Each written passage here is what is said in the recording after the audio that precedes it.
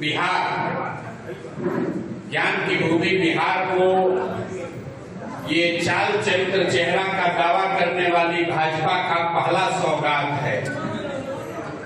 ऐसे व्यक्ति को मुख्यमंत्री बनाए हैं जिसका चाल चरित्र और चेहरा तीनों चर्चा का विषय होना चाहिए।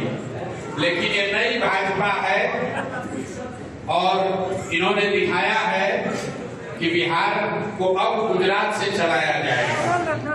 मैंने पहले भी कहा था मुख्यमंत्री कोई भी बने, अब बिहार को गुजरात से चलाया जाएगा, गुजरात के हितों को ध्यान में रखकर चलाया जाएगा। और इसका मतलब है कि बिहार से पलायन बंद नहीं होगा।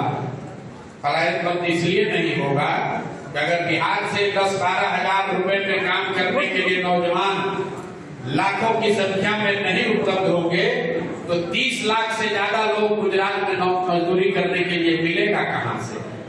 तो जो आज यहाँ मुख्यमंत्री बने हैं व्यक्ति की बात नहीं है, उनकी चाबी, उनका रिमोट कंट्रोल अमित शाह के पास होगा, जिनकी प्राथमिकता ये है कि गुजरात में 10-12 हजार रुपए में काम करने के लिए लाखों बिहार के लड़के ट्रेन में, बस में जानवरों की तरह बैठकर जाते रहें।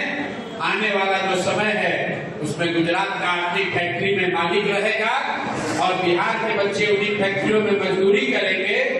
इसका दोष किसी नेता और दल को नहीं है, इसके लिए हम और आप दोषी हैं, क्योंकि हम लोग मोदी जी का भाषण सुन के वोट दिए हैं, हिंदू मुसलमान बनकर वोट दिए हैं, जातियों में बंटकर वोट दिए हैं, 10,000 रुपए के लालच में वोट दिए हैं। तो उसका खामियाजा भी हम ही को और हमारे बच्चों को भुगतना पड़ेगा।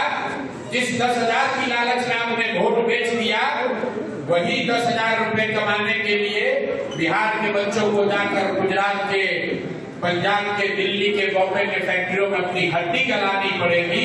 ये दुर्भाग्य है, लेकिन गलती हुई है तो भुगतना तो पड़ेगा ही। यही बात आपको आज बताने आए हैं। सर, गांव के कार्यक्रम में शामिल हुए हैं। मैं आपका अररिया जनसुराज की ओर से, यहाँ कार्यकर्ता साथियों की ओर से और मैं अपने व्यक्तिगत तौर पर आप सबका धन्यवाद कर रहा हूँ। जैसा कि आपने देखा, ये चुनाव के बाद अररिया जिला संगठन के महत्वपूर्ण साथियों के साथ पहली चर्चा है।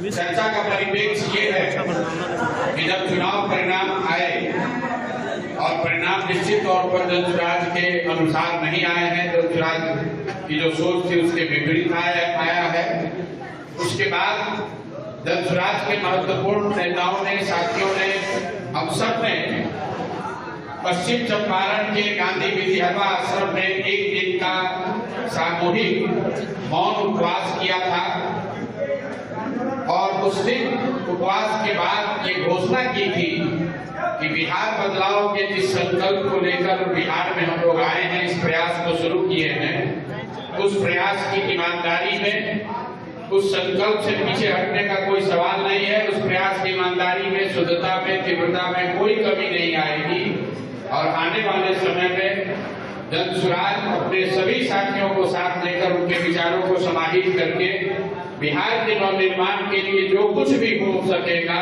जो कुछ भी बन पड़ेगा, वो हम लोग आने वाले समय में करेंगे।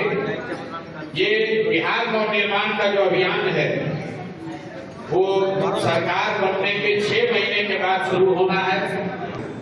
चैलेंज तो बिहार की जनता को दूर करना है, उनको तय करना है कि उनको मुख्यमंत्री के तौर पर कौन चाहिए। अब से डीडी फ्री डिश की चैनल नंबर 57 पर देखिए न्यूज नेशन।